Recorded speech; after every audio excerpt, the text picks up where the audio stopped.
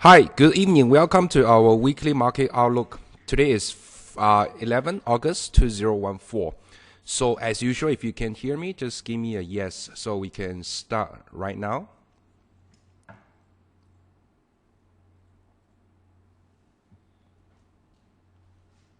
Anyone can hear me? Come on, yes. Just type in yes. Because this is the first time I set up the webinar after I back from China. So I just need a bit more confirmation. Okay, great. I saw lots of yeses coming. So just a brief introduction of our webinars. We have 4 parts. The first part is the economic and the fundamental analysis. As usual, you know, that's the key part of the webinar. Usually it takes about 45 minutes. The second part is the weekly events. So as usual, the second week and the third week, the data is not so heavy compared with the first week. But for this week, you really need to focus a lot on the Eurozone GDP, which is on Thursday. I will also have a live TV in the morning. So I probably will give some forecasts and what's the GDP will looks like and how the euro might goes in the short term. So on the third part, we have the live trading. So from the live trading, we will show some charts. So from the charts, we will let you know what kind of momentum and the trending is like for the near term. But you know, for the technical analysis, sometimes it's a little bit conflict with the fundamental analysis. So we have to use we have to combine and choose the best. You know, you don't have to understand all the direction in the G7 currency pairs and the rest of. So for the technical analysis, my advice is just you know, looking for the best trading opportunities. So in the past 3 weeks, I was I know one chartist from the investment bank in China, so I have a great discussion with him about the charting stuff. So moving forward, I will also pay more attention from here, and I'll give you guys more of my personal and our research advices from there. So from the last part, we have the Q&A sessions. So from the Q&A sessions, if you have any questions, you can just type in the box from here. So yeah, someone say no voices, but I guess it's all right if you hear the voice is not loud enough. You can just probably can turn down the speaker a little bit. Okay, so you can just type in the question box. So by the end of the session, I will answer the questions. So let's go to today's webinars. The main topic is the risk of euro. Of course, I'm here not only talking about the Eurozone. Probably the risk of Eurozone at this moment is still a little bit early to say, but I'm more about highlight the risk of the euro currency. So the euro I'm talking about is the currency. So we look at the last week's events first. We look at last week's any events probably will impact for this week, and it's quite good news is for the last week, the news is a little bit isolated, but you still need to, besides the ECB news, but the rest of the news, you just need to remember probably, you know, when the time is come, you can always refer to what happened in the past few weeks. So RBA kept the OCR, the cash rate at 2.5% unchanged, while the unemployment rate jumped to 6.4%. This news is pretty important because although the RBA did not really mention about the monetary policy forecast by end of the year, whether they will raise the rate or they will lower the rates again, it's not very clear at this moment. I think that either way is possible, although they probably not do it for this year, but they will give some signal that what kind of monetary policy they will use for next year. And one of the pretty important news is the unemployment rate actually jumped to 6.4%, right? Although there's some positive piece of news inside, like full-time jobs increase, part-time job decrease, this is positive, and also probably the variation of 0.4% compared with the previous month is due to the sample rotation. But all in all, that's not very important because the important thing is the headline numbers usually tell a broader picture that the unemployment rate is really jumped to the highest level in the past 5 to 6 years. Also, the unemployment rate actually now is shooting above the U.S. unemployment rate, because the U.S. unemployment rate is about 6.1, 6.2%, the average rate in the past 3 months. But now the RBA's rate is shooting above the U.S. rate. That brings a big attraction from the market. And also, the U.S. ISM service PMI jumped to 50.7 from previous 50.6. That's the July figure. And we noticed that previously in the past, how many days? I think about 2 weeks, U.S. announced lots of positive numbers like the GDP 4% and the non-farm payroll, although it's below 220, even below 210, but it's still above the 200,000 line. So the overall data in the U.S. still remain quite positive. That's bring the concern that whether the Federal Reserve were going to raise the interest rate earlier than what the market expected. But I always holding this view is it's not very important. I mean, who cares? I just give an example, like if let's say now the market consensus is if the market consensus is they were going to raise the interest rate by maybe June next year, but in the end they raised the rate at August, or they raised the rate at April or May. What's the difference? There's not too much difference here. The most important language we should focus on the US is, number one, is what's the exact strategy? Whether they will remain the balance sheet at 4 trillion size above, or they don't sell their portfolio first, or they probably will consider to sell the portfolio after a few months after they raise the interest rate. So that could be the things actually market is going to focus now. But so regarding whether what's the time frame they will raise the interest rate now, I think it's probably not so important, because the Federal Reserve, the economist, and lots of retail investor, they don't expect lots of difference from the June next year. So probably the time frame will be tentatively around there. If the data, let's say, it's a little bit positive, so they probably will raise the interest rate at April or May, which is still possible. But like what I said just now, what matters? It doesn't matter. And third piece of news last week, no concrete further monetary policy from the ECB press conference, but it sounds a little bit closer to the QE. I was listening to the ECB entire press conference, and I also after the conference, I was have an interview with Swiss TV. So I was talking to them that at this moment it's very hard to say that Mario Draghi is construct some QE programs, or we are getting closer to QE. It's still not very clear. But based on a little bit of our analysis, later we will present to you. We will tell you that the QE in the end, we don't think it will be escaped. If that is the case, we probably will look at euro not 1.33, not 1.32. Probably we are looking at 1.30 by the end of the year. But we are not designing the target yet. Okay, 2 months ago, actually it's 1.5 months ago, when the euro is trading about 1.36 to 1.37. On the FOMC day, 18th of June, I was invited to Bloomberg TV. So actually the title is the title is shown by the Bloomberg TV. Say, I give the forecast that by the end of the year, the euro dollar will touch 1.3350. That time is about 400 basis points higher. But I didn't expect that the euro actually would touch this level just within 2 months. So now, of course, we need to readjust in our year-end forecast, and we have not given the exact figure. It could be 1.3150, it could be 1.30, but we will definitely update you guys once the result is out. But definitely the target is much lower compared with 1.3350. So later we will also let you know what kind of backup we will use to support this view.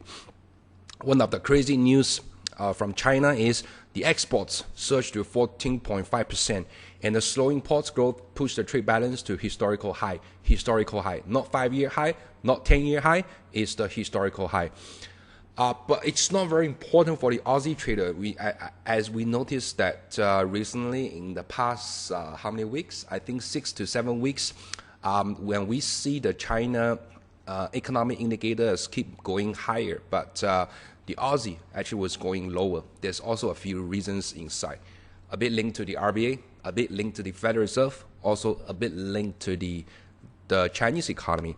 Right? You say Chinese economy going higher, but why Aussie going lower? It sounds a bit complicated, right? Or sounds a bit conflict, but it's not. So later we also let you know why this thing happens.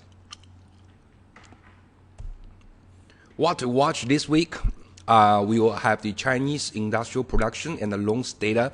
There's no specific date to be announced, but it will be between today to 18th of August. So it's about the entire week. So basically you have to wait.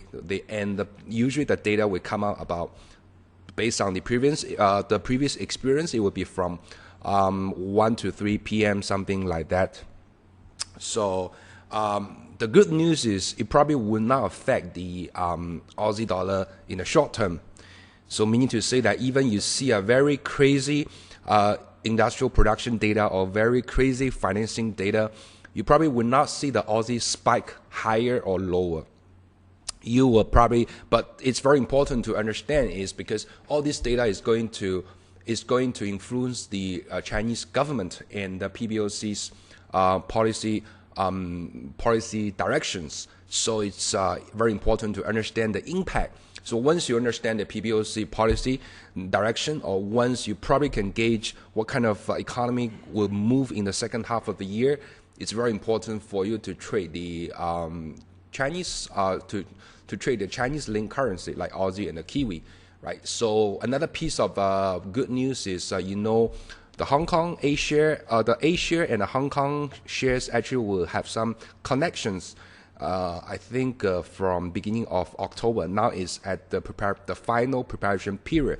So moving forward from here, you can also access the domestic A share market via the Hong Kong share market. So and also we currently in our system we have the CNH, the offshore yuan currency trading platform. So you can see there's more and more trading opportunities for you guys if you can understand the Chinese economy better, right? So, but that's the later part of the story. We just give you some briefs first.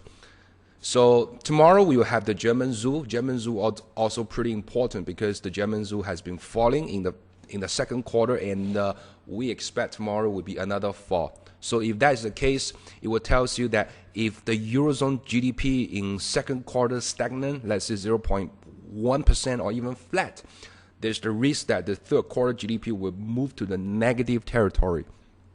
So in the past entire year, when we're talking about the Eurozone, now don't have the recession risk, now we don't have the debt risk. We are always talking about the inflation risk. But think about it. If let's say one day, within just a few weeks or a few months, we were talking about the recession risk again in the Eurozone, then what kind of price of the euro it goes to, right? Just think about it. Then you would not estimate the downside risk of the euro. And on Wednesday night, we have the U.S. retail sales, probably not so important.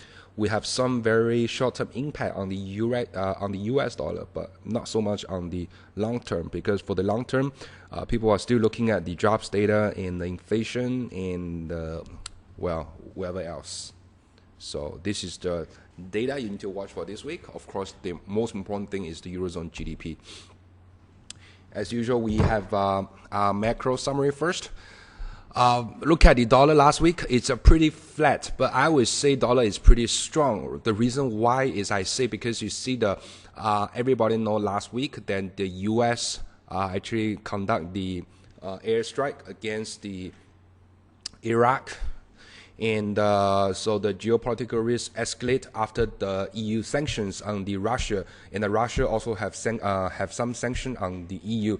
So Japanese yen, of course, become the top performer last week. Also the Swiss francs also appreciate 0.14% against the dollar. But dollar actually is outperformed the rest of the currency. You see it outperformed the Kiwi almost 1%. It outperformed the Aussie around 0.6%. It's also outperformed the Candy. So those kind of commodity currency, high yield currency was selling off. It's very clear that because people decide to a bit use the risk off. Although the economy is picking up in the US, also in the Europe is although it's going down, but it's not going to a very severe level. Chinese economy going higher, so it's very clear that people choose to risk off because of the geopolitical risk. So when does this thing can end? We have to monitor the geopolitical risk very closely. If, let's say, no further geopolitical risk happens to be seen, then you probably will see the yen will start going lower, Swiss francs will going lower, and the rest of the higher currency will pick up. So that's the thing I'm talking about, why we always should look at the past week's currency performance first. Because if you don't look at the past few weeks, especially the last week currency performance, you probably will not have a clear direction of what the currency might go this week. And you look at the dollar charts below, it's also pretty flat because of the yen going higher. So, but in general, I would say look at the number of the currency that dollar outperform. You still can see that dollar is pretty strong. And how you trade dollar yen, we still remain the current model as you always look at the U.S. Treasuries. So if the economy is great, people are always talking about when the Federal Reserve is going to raise the interest rate or pair the bets. So that's why yen go the Treasury yield go higher, dollar yen will follow go higher. So now we are talking about the risk averse. So if the risk aversion happens, the U.S. Treasury yield go lower, because we have to remember that if you have a new to us, you probably are not familiar with so-called some safe haven assets. So U.S. 10-year yield is a great safe haven assets among most of the asset classes. So if the drastic bad news to appear, people like to put the money in the safe haven places. So that's why the yield will go lower, because the price will go higher. So dollar yen will also follow lower. Right. So at this moment, if you want to trade dollar yen, at this moment, always look at two things. One thing is the Federal Reserve and the U.S. economy indicators. That will give you a direction of where dollar yen will heading to. The second now is the geopolitical risk. But because I'm not a politician specialist, or I'm not a geopolitical specialist, so I cannot tell you at this moment that whether people are underestimate the geopolitical risk now because the impact will be much longer, or people are overestimate because it's just a one-off, maybe a few weeks, a few days event. It's still very it's pretty beyond my own knowledge. So, but at this moment, I feel like for this week, if you ask me to make a guess, I probably would say the geopolitical risk probably would be a little bit calmed down. So we might see the dollar yen to rebound a little bit from here. So you can see that the equities also going lower on the geopolitical risk and the Fed tightening fears. That's the S&P 500 indices. You can see that it's reaching 2,000 in end of July, and now it's selling off about it sells about 5% all the way go to 1,900. But after 1,900, we see that the market start to rebound a little bit. So we still carry our view that always looking at to buy the dips of the U.S. equities. The reason is pretty clear: is if the economy is can working by themselves, the corporate earnings should picking up. So the corporate value should also go up, shares go higher. But if anything goes lower, always remember that we have the central banks. So although I know moral hazard is not a good word, but the moral hazard is really one of the key contributors for the bull market in the past 5 years in Europe, in US. All right, so now let's zoom into specific topics. It's pretty important. It's all about the euro this week. So market will focus the GDP a little bit. So here we just give some previews on what might happen this week. So first, we think the Eurozone second quarter GDP will be stagnant based on the recent evidence. What kind of evidence? We see that the growth in the first quarter was mainly contributed by the Germany by 0.8% gain. But last week, what we hear from the Bundesbank, the German central bank, they predict that a minor contraction in second quarter. I'm not very sure that how they come out with the figure. A minor contraction means 0.1%, 0.2%, or even 0%. Some people can call it it's a minor contraction in the second quarter. I'm not very sure how they come out with the figures. So, and it's even based on quarter. So the first quarter German GDP is pretty high, 0.8%. So just if let's say based on what we have a higher base in first quarter, it's still quite likely. But all in all, we do not think that the German will be another major contributor this time. So what we need to see is from how's the thing from the second largest economy and the third largest economy. But things is not running so well at this moment, because what we see, the manufacturing activities deteriorates in Germany and France in second quarter compared with the first quarter. So all these activities, we are benchmarked with the industrial production, we are benchmarked with the European PMI. I just run these figures, go to our Excel sheet. We see there's some deterioration in the second quarter.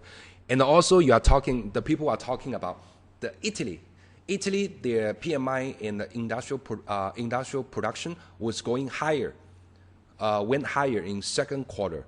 But the thing is, it failed to pull its economy out of a technical recession because it's already in the first quarter and the second quarter. The Italy, the GDP is all negative. So they are already in the technical recession already. So we expect a flat growth in second quarter. The market consensus is 0.1%, but what we estimate so far is the flat growth means 0%. So in Thursday's afternoon from the previous reading at 0.2%. So that's our own forecast. Also, we need to look at what Mario Draghi say. There's a lot of languages, useful or useless, from Mario Draghi. In the last Thursday night, he speaks about how long? Let me see. He speaks about 1 hour, if I'm not wrong, from 8:30 to 9:30. So I pick up something pretty important. Is he says the risk of the eurozone economy recovery are increasing because of the conflicts such as the Ukraine crisis. So I know the geopolitical risk like Russia, Ukraine, and the sanction between the EU. It could be the scapegoat, but that's not very important for analysts or as a trader like ourselves. So what we want to see is the result, right? So the result now is telling you that if the heightened geopolitical risk as well as those developments in the emerging market economy, like the U.S., the airstrike on the Iraq, and on it will link to some other Africa country and some Asia country, especially in the Middle East. So may have the potential to affect economic condition negatively. Also, Russia now has mass troops on its border with Ukraine, and its President Putin, we hear it's already imposed the import bans on an era of food goods from the U.S. and Europe. So what does that mean? That if Germany want to export the food, although Germany doesn't export the foods a lot, but the rest of the EU, the West Europe country, let's say they want to export the food, some certain products to Russia, it will be banned. Of course, it's not so much on the U.S. because if we look at the products, was exports to the Russia, the top is China, but of course they don't have any sanction between China, so no issue. Then the second, it jumped to Germany already. So if this thing affect the German economy, and because the exports getting lost, because Germany is also one of the export countries, so we can imagine what kind of consequences we have in the third quarter and the fourth quarter. And the Eurozone economy is not like US is so strong. It's still considered fragile at this moment. So just be watchful, because I do agree Mario Draghi this time is the risk, especially those kind of geopolitical conflicts, is probably really will pose some threats to the euro area recovery.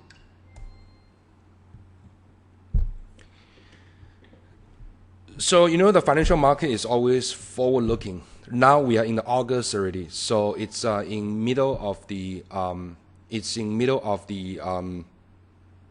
third quarter. So people might ask, do we see any recovery? Because if you look at the indicator of the aggregate basis on the entire Eurozone basis, first quarter to second quarter in the first half of the year is in a downtrend. So whether the downtrend will carry on, or we probably will see some rebound. So here is our analysis. There's no signs of momentum picking up from the July's data. If you look at the aggregate manufacturing PMI, was unchanged from June, falling in 3 economies out of the largest 4 in the region. Expect a tiny rise in Germany, but the EU sanction and the manufacturing PMI in Germany and the zoo confidence is all tell you that this rebound is, I'm not saying it's not sustainable, but it's far from valid to say it's a rebound. So moving forward, the German economy outlook could stay in the downward channel due to the impact of the Russian sanction, as it's the second largest exporters to Russia, as I mentioned just now. So forward-looking indicators, new order rebound slightly last month, but it's far from valid also to prove that a reversal move start after 6-month fall. So what we are looking at is, the PMI data, the PMI indices, right? So inside there's a lot of sub-indices. So one forward-looking indicator we always focus is the new order. So if the new order don't rebound, it means the indices is unlikely to rebound in the following month. So if the new order indices, let's say, keep falling in the past 6 months, it's tell you that it's pretty dangerous that the Eurozone PMI, I'm not kidding you, but it's having the risk that it will be fall below 51, then it will be fall below 50 again. If that is the thing happen, it probably will pull the Eurozone back to the technical recession again.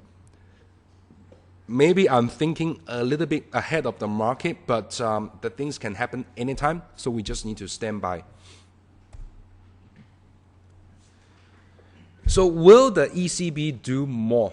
It's also pretty important, because if we believe the ECB would do more, then we probably will see Euro heading toward to 1.30 or even a much lower level, right? Because if ECB want to do QE, then probably because of the dilution, more currency, more liquidity will in the European financial system, then you will see the Euro drop. So our take is, at this stage, it looks like the US or Japan, the QE style, it can be buying the sovereign debts, or it can be buying the ABS, the asset-backed securities, which is in the private market debts.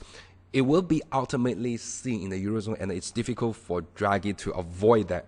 Why we say this is, okay, we are not talking about the difficulty in the Eurozone first, okay? Let's assume everything remains the same in the Eurozone, but the scenario in the US also will push the ECB, the Mario Draghi, to do more. Why is that so? Is, think about it. The lower borrowing costs in the peripheral countries is partly due to the broad low volatilities around the world in the past 2 years. We have to agree with that. In the past 2 years, the volatilities are low, and also the Mario Draghi, whatever it takes to push the yield lower. But that would be a big question, whether Draghi's current tools are enough to counter a possible higher VIX once a less dovish Fed to openly discuss the exit strategy. We know that if that is the case, if the yield goes higher, volatility goes higher in the US, the euro cannot run away, right? So they have to follow. If the US yield go higher, the euro yield also will go higher. Asia yield will also follow higher. That probably will be the initial stage of the knee-jerk reactions. Whether it will be go down or go higher again after a few months, that depends on the condition. But just on the very first time, this could be the thing we will see. Okay, so you see, if this thing not happen, you argue with me, say, okay, hey, Jimmy, you say the yield in US go higher, but what if there's another scenario happen because of the US bonds selling off? So people are sending their portfolio to the Europe, because the Europe bonds probably will be in favor, because people are talking about the rates in US go higher. So people are like the sovereign bonds in Europe, because they bet that Mario Draghi will do more. So here is another problem. Mario Draghi can foresee this thing happen if he saw some indications. So this is the case actually will push the euro higher. So if the euro was higher, Mario Draghi will be also unhappy. Will be also unhappy. We know that in June this year, with Mario Draghi talking about bring the TLTRO, talking about lower the deposit rate and the financing rate, we know that part of the reason is because of he's not happy with the euro is trading 12 to 1.4. So this is the reason he do all this kind of thing to push the currency lower. So either scenario, US-Japan QE style cannot be avoided, just from the Federal Reserve point of view. And combined with the current European, the Eurozone financial indicators and the economic indicators, we really see that a QE in the end cannot be avoided. As long as the expectation is there will be always some visible or invisible resistance against the euro dollar. So we're always looking at to sell euro dollar at a very reasonable price. So here we're talking about the euro dollar outlook, right? So we are talking about the ECB, we are talking about the Federal Reserve VOS possibilities. We are also talking about the European economy. So the conclusion is the ECB has not done enough to reverse the current falling inflation and the economic condition. So that's a wide consensus. Not too many people do not agree on that. So most of people do agree on that. There was no concrete details of the outright purchases in the ABS or sovereign market, but we could sense that the framework of those perpetual work is under construction. So the key language here, that the time when ECB accelerates its balance sheet while the rest of the major central banks are to start to shrinking the balance sheet. So based on here, it's hard to imagine that the single currency, which is the euro, will outperform the rest of the currencies in this kind of circumstance. Okay, so after we talking about the euro, now let's looking a bit of the Aussie. So we need to explain a little bit why does Aussie ignore the positive Chinese economy.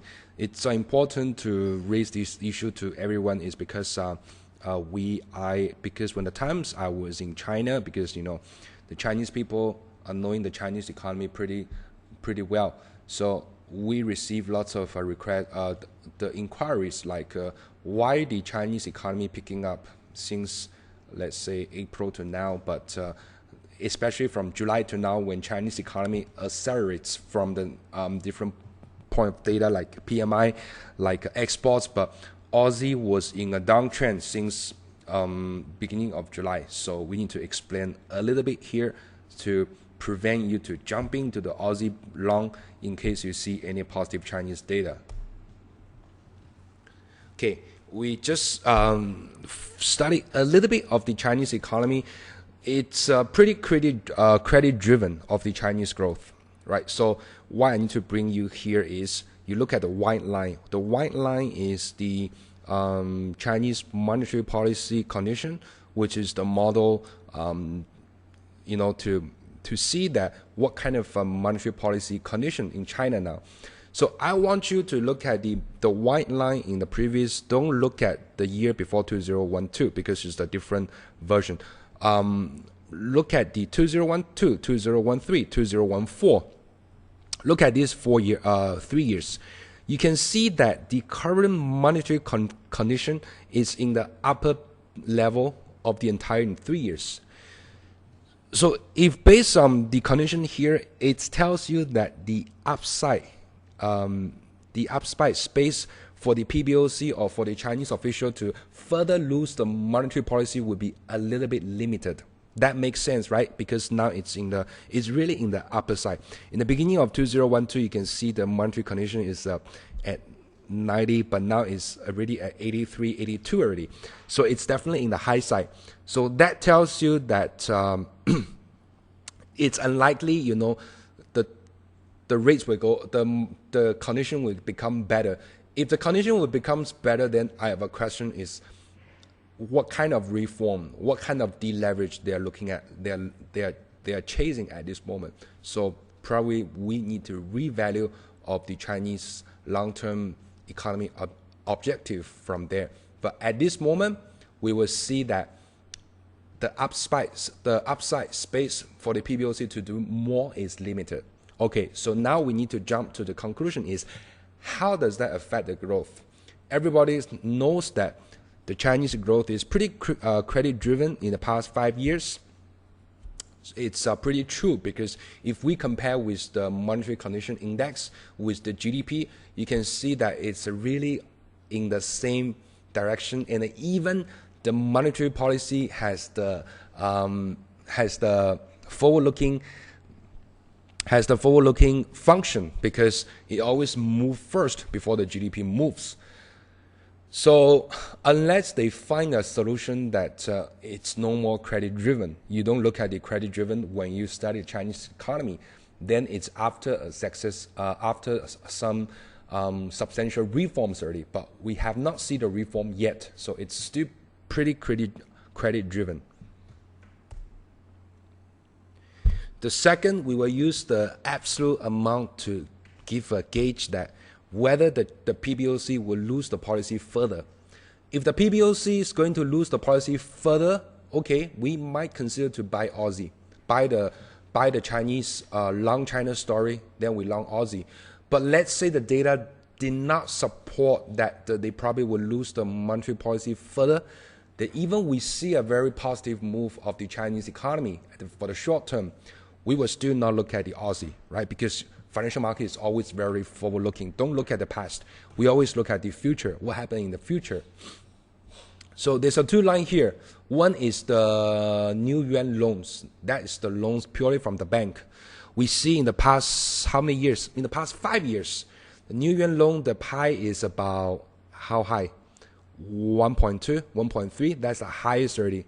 The low is about how low? It's about 400, 500. So now the new yuan loan is at 1.1 trillion. That tells you very clearly that the upside space, further loan accelerating, the chance is not very high, right? Also from the aggregate basis, how low is it low? 500. How high is it high? 2.5. But where is it now? 2 trillion.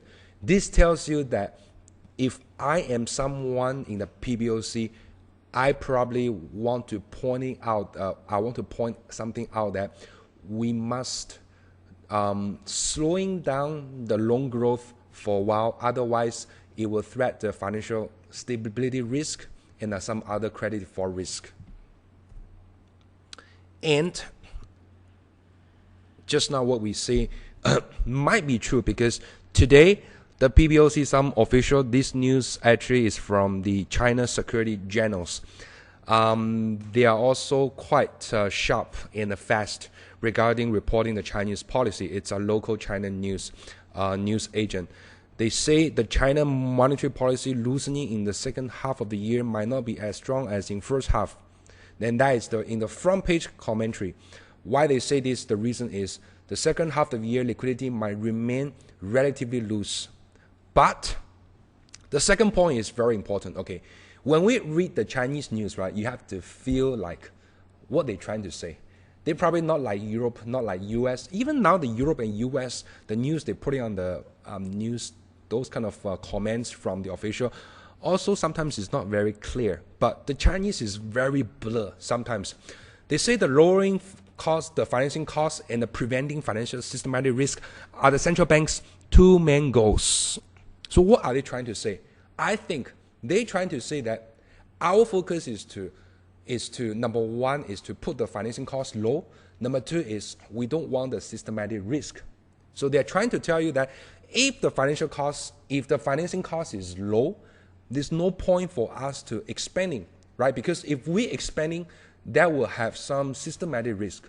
So now we need to look at the financial borrowing cost. The borrowing cost is pretty decent from the beginning of the year to now. In the beginning of the year, we see the rates is about 5.5%. Now the 7-day repo rate is only 3.68%. So this, from here, the PBOC clearly to tell you that they are not willing to lend aggressively in the second half of the year. But of course, the government people, they probably will say, okay, probably in second half the growth is pretty important. But we believe that PBOC, although they are not the decision maker, but we believe they will influence the Chinese central banks, to pointing out all this kind of a risk it might happen. And also the previous Deutsche Bank, the chief Chinese economist, his name is Ma Jian, if I'm not wrong. So he's from a Western bank, Western investment bank. So his idea, which probably will influence the new central bank's policy also a little bit. I personally don't know him, but I read quite lots of his report last time. So, we can share with this later. So you can see that pretty clear that the Aussie, now the reason is, can explain very well why the Aussie ignored the Chinese economy improving, right? So there's two lines here. The white line is the Chinese economic condition. You can see it continued to go higher, right? Since May from now, it continued to go higher, but Aussie just ignore. It's just selling off since beginning of the July. A few reasons, right? One reason is because RBA Glenn Stephen John Bonning in the beginning of July, he said that Aussie is too high. It doesn't make sense. The second is a strong US dollar because of the US economy picking up. Be very frankly speaking, if the US economy can keep the current momentum moving forward, there's not much Janet Yellen can do already. So all she can say at this moment is there's a lot of slacks. There's rates will be still accommodative, but like what I said earlier, who cares?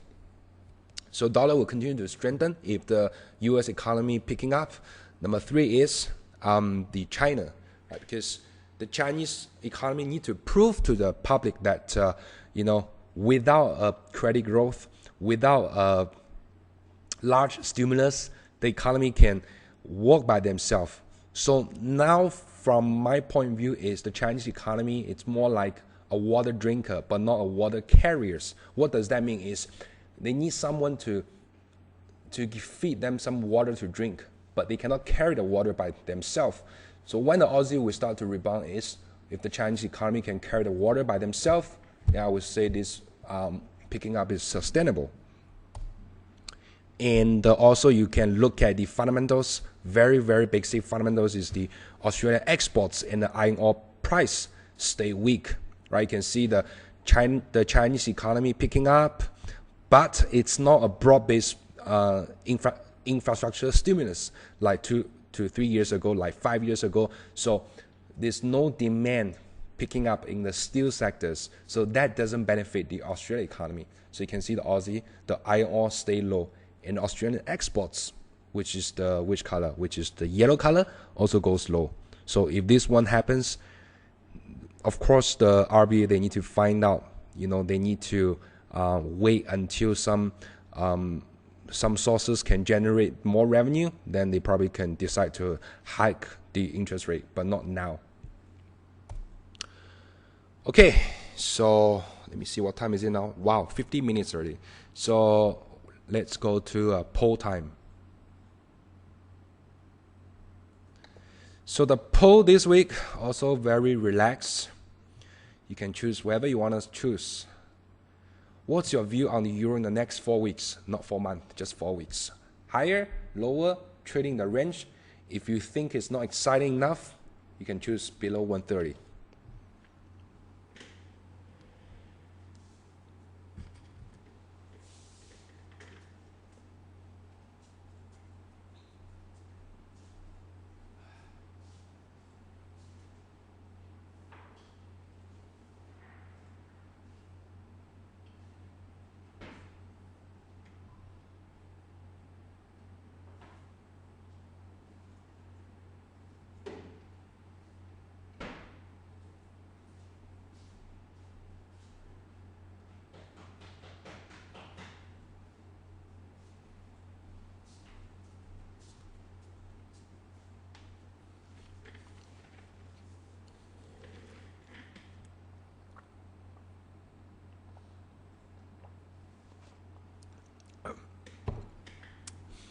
Okay, we have some result.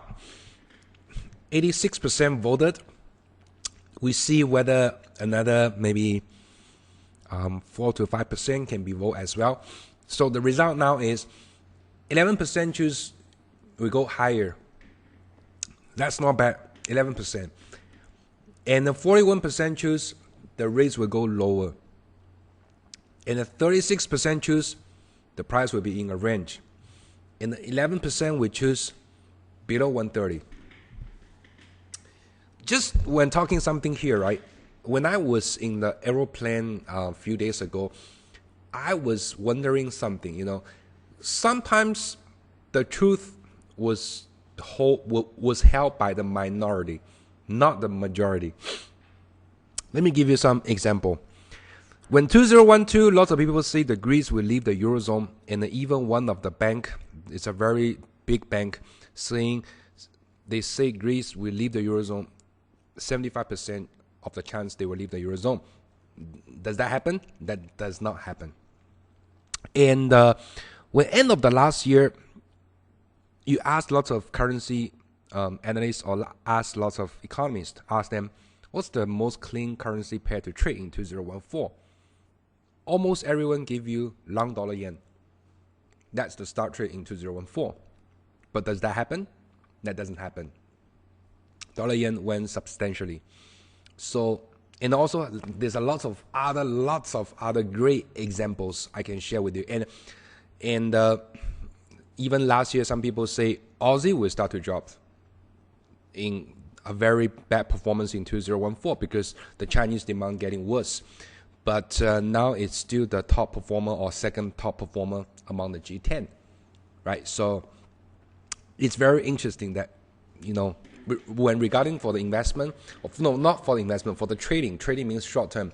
The truth is always held by the minorities, but just the story share for fun, okay? It's not for your investment, you know, benchmark.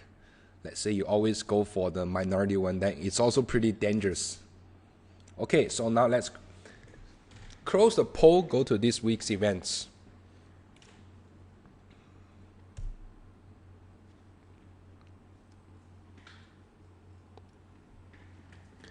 So today, basically nothing happened. After this webinar, you can go sleep, you can go outside to drink, you can go have supper, you can go gym, so everything can, because I don't see tonight has lots of important releases, like Monday, usually no, but currency might move because the equity market, like what I mentioned, is the equity market now is very volatile, right? So like say one day is about more than 100 basis point lower for Dow Jones, and on Friday it can be moved back just above 100 basis point recover. So all these equity prices move also will influence the currency market. Also the bond market move will also influence the currency market. So you probably, although there's no data, but probably you need to pay attention to the stock market. Tomorrow morning we have the Australia business confidence, and probably not very important. So tomorrow I think the euro have a chance to move before 5 p.m. Not at 5 p.m. Probably before 5 p.m. If let's say any rebound of the euro probably would trigger a selling off, as we have the German zoo economy sentiment. Last time is 27.1. Forecast is 18.2. Allow me to, because we don't need to be so serious and too formal sometimes, right? We can be a bit amused sometimes. So here is, you can say it's a joke, but you can also take these words a bit serious. Okay, if I see this kind of, consensus in the previous figure, right? The previous is 27.1 and the forecast is 18.2.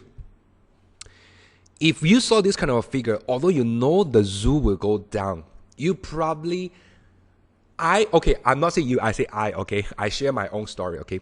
I probably would not choose to short euro for tomorrow as a trader, not as an investor or analyst, as a trader. I will go long. The reason is, if everybody expect that happens so low already, what's the downside? Downside probably 10 basis point, 20 basis point, but what if what if, let's say, the consensus is 18.2, but it goes to 23, 24, then you will see a short-term spike of the euro. If I go to trade tomorrow, I will go either I don't trade, or if I will go long. But it's very, very important is because you are trading against the consensus, meaning to say that you have to put a very tight stop loss. Otherwise, the wider stop loss you put, probably the more losses you will face. So that's the risk. But again, for tomorrow, I really don't see the German zoo economic sentiment has a chance to rebound. I have to travel back because the reason is the EU sanction and the recent German indicator does not really support for very, very decent figures. So, well, the previous just a bit amused information I just want to share with everyone. So on Wednesday, 1:30 p.m., you see the Chinese industrial production. Also, based on our previous experience, the financing data and the yuan data is usually come out near the industrial production day. So probably Wednesday we will see that figure as well. But we don't see lots of important or substantial impact on the Aussie dollar. The reason I explained previously already, because it's really people want to see whether the economy can carry the water, not drinks the water. That's the most important thing. UK, I don't like to trade UK data because it's always go against the sometimes it will go against the news. If the news suggests the Bank of England might tighten the policy because it goes higher, but sterling will go lower sometimes. So that's the reason you seldom see me actually talking about trading the sterling data, which I don't like.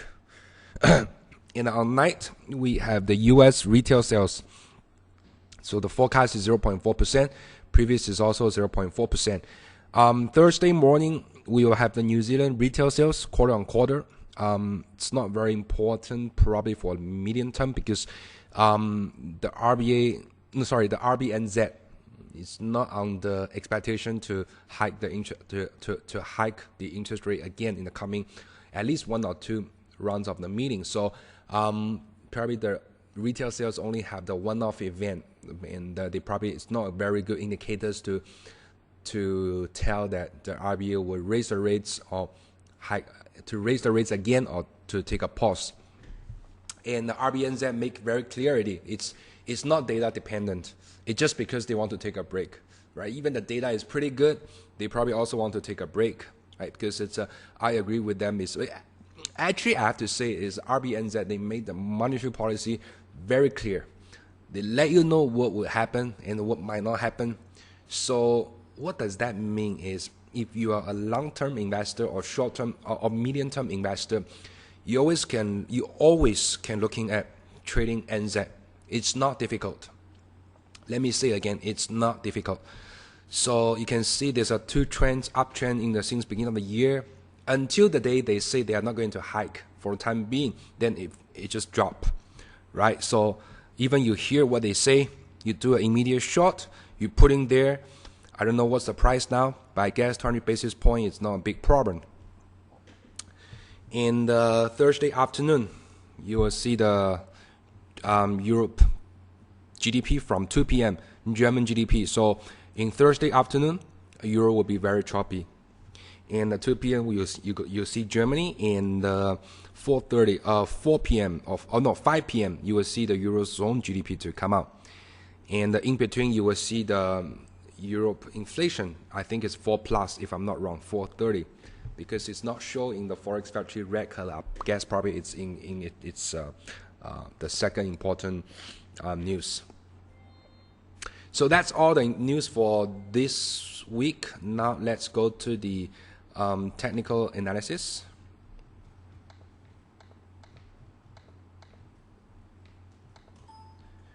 Just give me a second. I need to log into our system to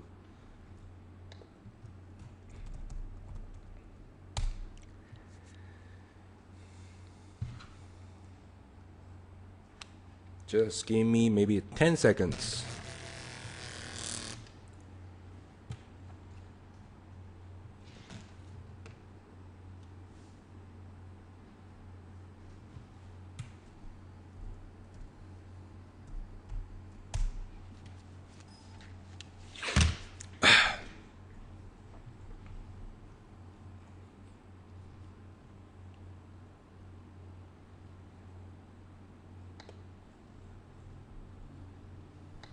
Okay, the first currency pair, let's look at the euro dollar. Here is the chart.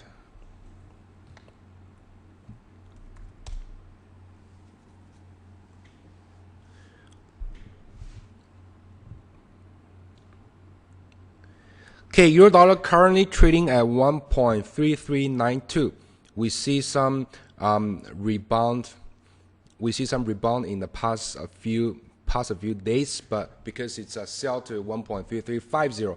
So here is the 4 hours chart, right? So we can look at the daily chart first to decide the level first. So the daily chart, you can see that if I draw a Fibonacci line, you can see that if the euro is in a downturn, it's likely to test the 76.4, the Fibonacci level. The level is at 1.3315. So this is the next level we are looking at. We are not advise you to long euro dollar for this week, right? Because the risk of the economic data is all pointing downwards, right? I don't want to be hero, I think, the euro might go higher. Well, there might be the chance. I mean, everything is possible, but the risk is pretty high, right? So, and all the hard evidence all proof that, the short-term momentum of the currency should going lower, not higher. So let's go to a little bit shorter time frame. Let's look at the 4 hours. Look at a few indicators. First indicators we are looking at is the MACDs, right? So MACD is very good to, although it's a lagging indicators, but it's very good to tell us that what kind of momentum or what kind of a trend the market is holding at this moment. The 4 hours MACD, we see the MACD line now is cross below the signal line, right? So, and it's although it's a near zero, but it's the MACD line is going lower, and it's cross above the signal line. So the momentum is definitely going lower, and you can see the current. If we look at the current MACD line and the current euro dollar prices, the direction is pretty similar. So that tells you this momentum is sustainable. And also the other, we are looking at the stochastic. Look at the stochastic. Today, the stochastic, it's the 4 hours. It just crossed the K line, will just cross the D line actually last Friday, and now the price is a little bit going lower. I don't see it gives any indications, right? And the K line was still going lower, and it's yet have the momentum actually can cross the D line. So the momentum of the buy also a bit lacking, right? So based on the indicators, it's pretty consistent with the technical level.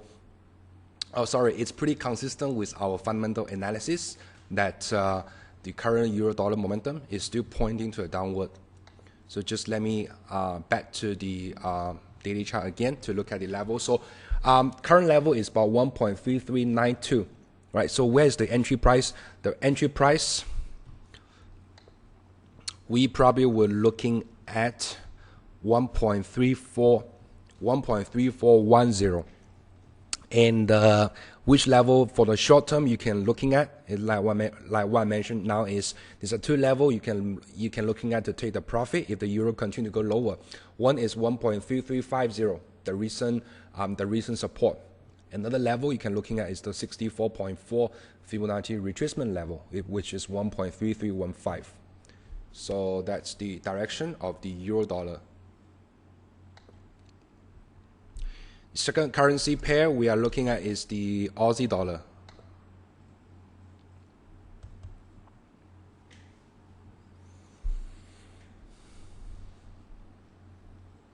Aussie dollar, we can see it's pretty clear that since April to now, actually the currency, if we look at the daily chart, from April, beginning of April to now, it's in a very gradual downtrend or uptrend, or I would say it's a pretty also in a sideways trade. So let's move to the 4 hour chart.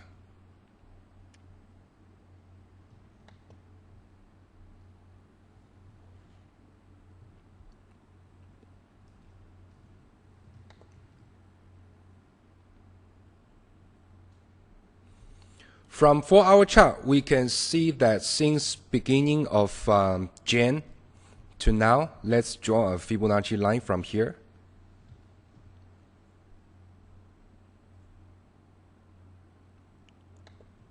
One of the different people might use the different indicator to decide the entry price, but in the taking profit level. But for me, I probably pretty like to use the Fibonacci, which I think is pretty reliable in my point of view. So based on the 4-hour chart, you can see that the MACD line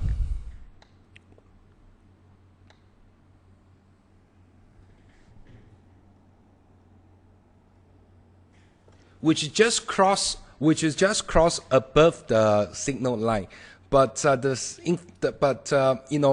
it's pretty. I'm pretty not so confident is because it's still below zero. So from the MACD line, the buying signal is not very clear. But from the stochastic, we can see the 4-hour chart, the 4-hour candle chart. The K line was just crossed below the D line, and the current stay at 59.49, right? Although it's not at 80, but we can see the downward momentum is also pretty clear. So for Aussie dollar, we still prefer a sell from here, based on the indicator from the stochastic, and the current level at 0.9267. We probably wait the currency to break the current level, but not at this current level, because probably it will rebound also as well.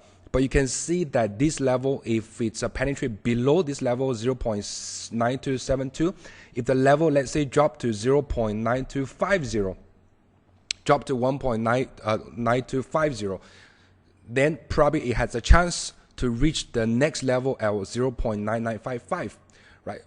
Or at least we are looking at 0.92, right? Because visibly speaking, you don't see any visible support actually from 0.9250 to 0.92.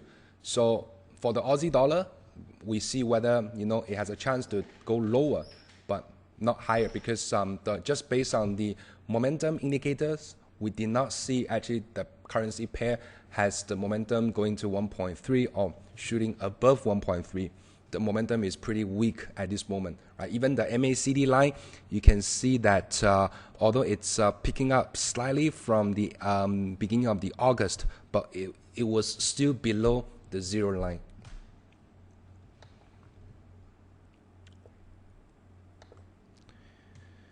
So next pair we probably will look at is the dollar yen.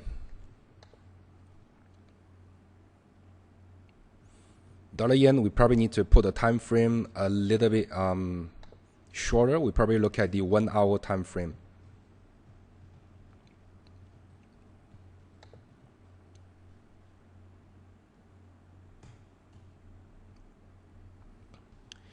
From the 1-hour time frame, we see that currently, although it has a downtrend, but it's a very short-term downtrend from the end of from end of last month. The highest price is 103, and the lowest price was 101.5. So in the meanwhile, be very honestly speaking, if you want to trade dollar yen, you still need to look at the geopolitical risk. But I see that the market risk for this week, probably there will be more risk on to be seen for this week.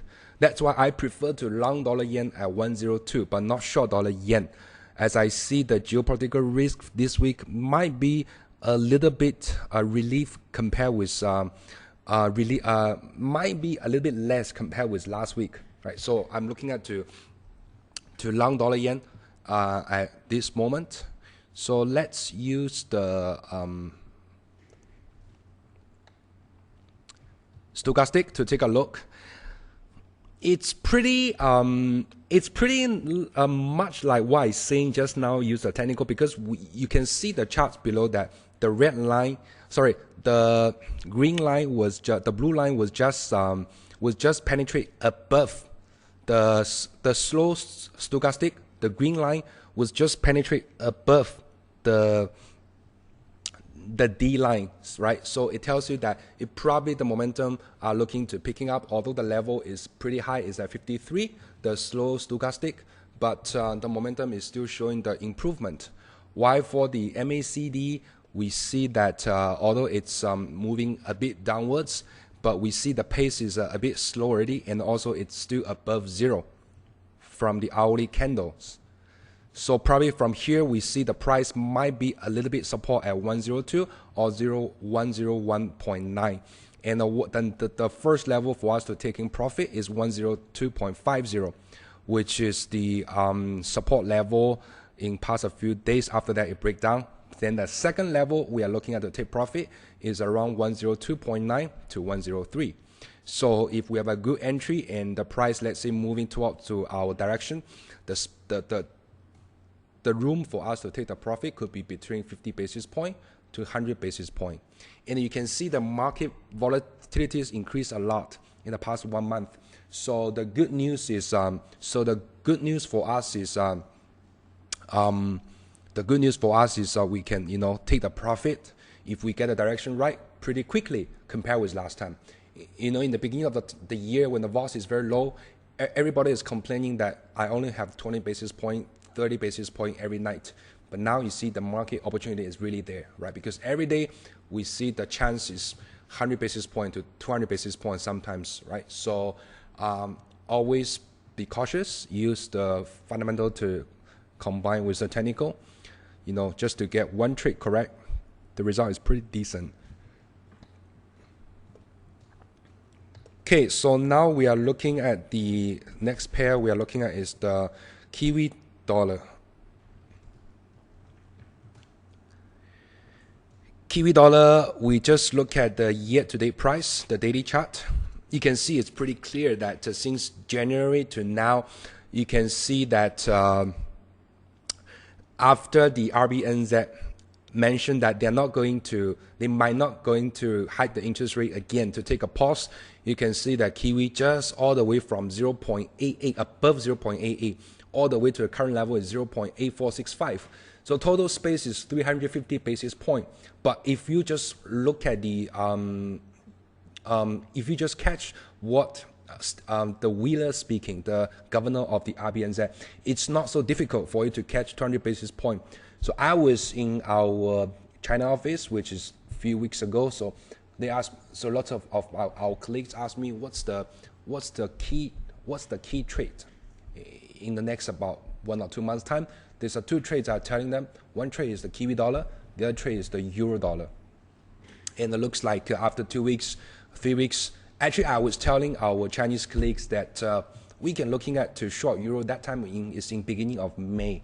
So it's really benefit them a lot. That is my trading style. Is I always focus on one currency pair. Then from this long trend, I break down to lots of small periods. So from there to I feel it's easier to trade. So but anyway, because here we're doing webinar, we still let everybody knows every currency pair what's the direction. So it's good for you to to gauge what happened, right? So look at the momentum line, which is the MACD line. It's still yet to rebound, right? Currently the MACD is standing at minus 0.0062, right? So it's still not the right time to rebound, but we see there might be some technical rebound in the near term. Why we say that is you can see the difference, right? The bar is going higher, but the price is going lower. The divergence actually give you a textbook rule that the price might have some short-term rebound from here, right? This is number 1 point. Number 2 is the stochastic is pretty near at the oversold period, and it was rebound from beginning of the August. The oversold period is about 15. Now rebound to 25. But the good thing is it's crossed the slow stochastic D line, but momentum is still slightly going higher. You don't have the trend to go lower.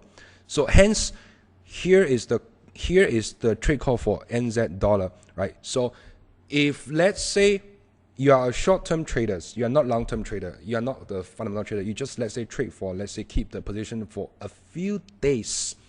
Here might be the opportunity for you to buy this currency pair. Also, you're looking at the candle, right? The candle also pretty clear that this line about 0.8432, which is only 30 basis point lower. You can see that it's a very clear resistance and the support convergence lines, right? So if the price, let's say, had the chance to move back to 0.8450, probably you can looking at to do a long call of the Kiwi dollar. So if Aussie through our analysis was going lower, but Kiwi is going higher, might have the chance go higher, right? So why not we looking at this currency pair, Aussie Kiwi?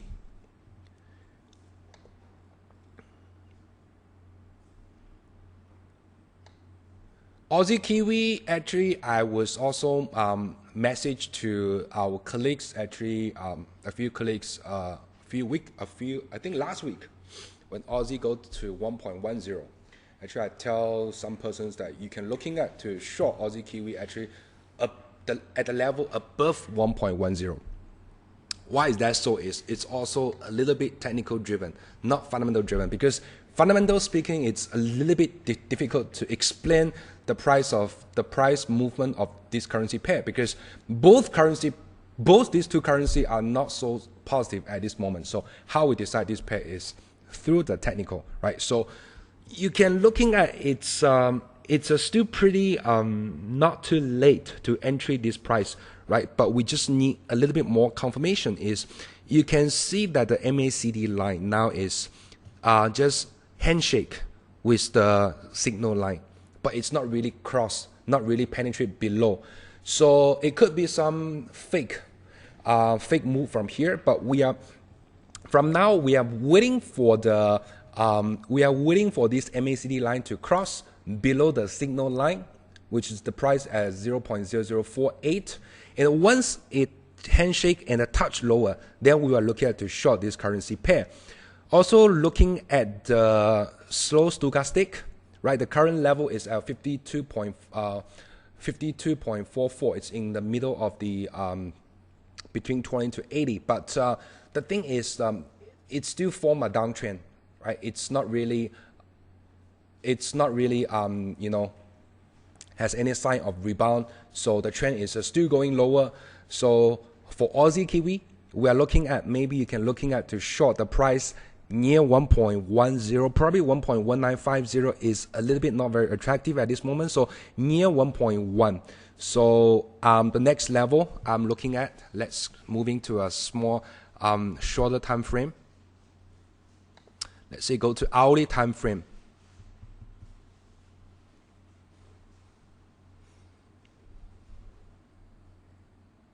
You know, sometimes I don't like to use the hourly chart, because the thing is, if you use the hourly chart, let's say to decide the level, right? So because for me, I always use the Fibonacci level, but Fibonacci level probably works better on longer time frame, but not the shorter time frame. That's my experience. So let's look at the 4-hour chart.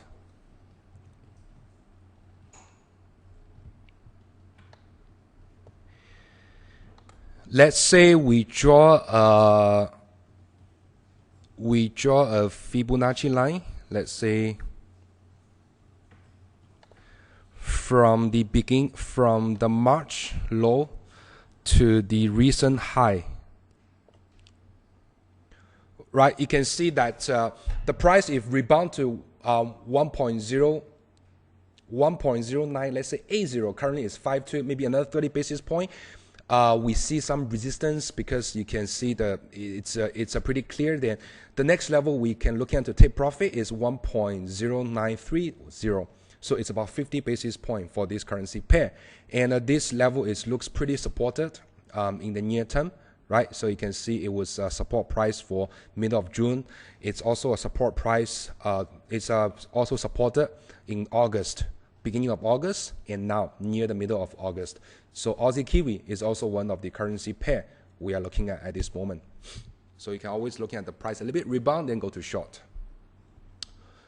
Okay, so now let's go to Mario trade call.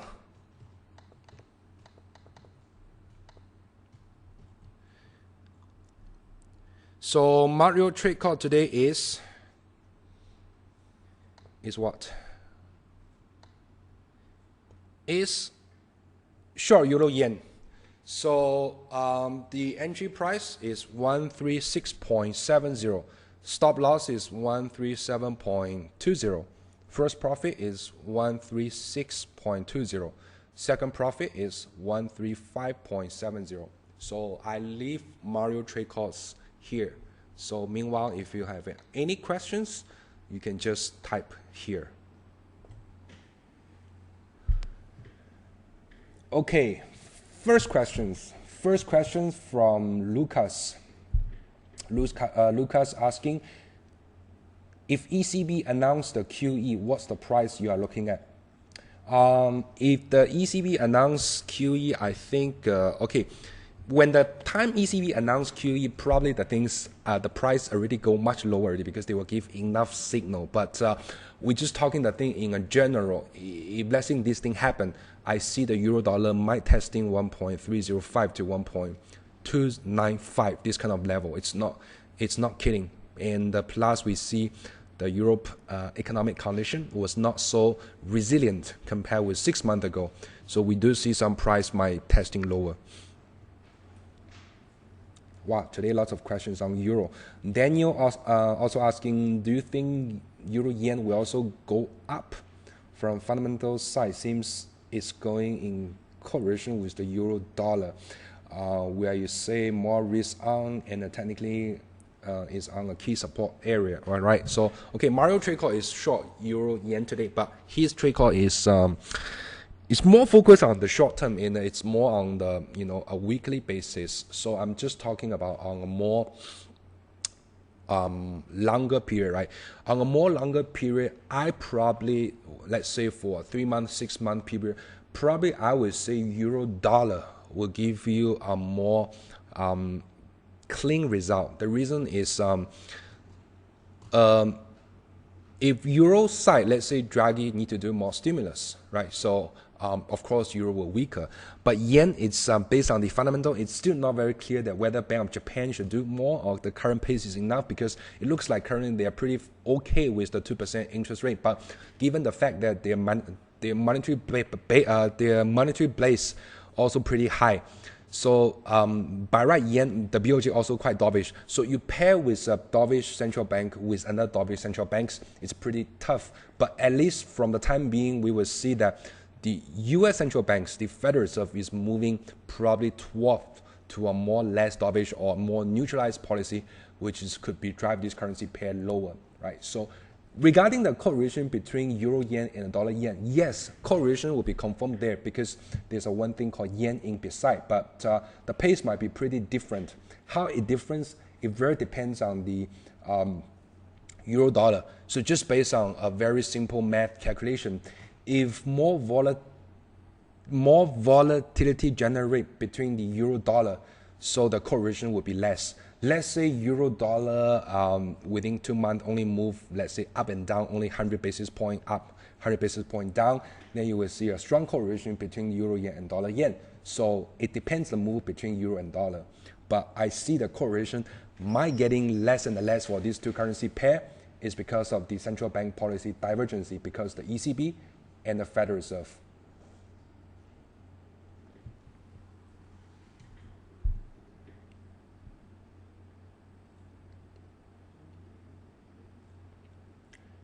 Jenny is asking, do you think Chinese can hit 7.5% GDP by end of the year?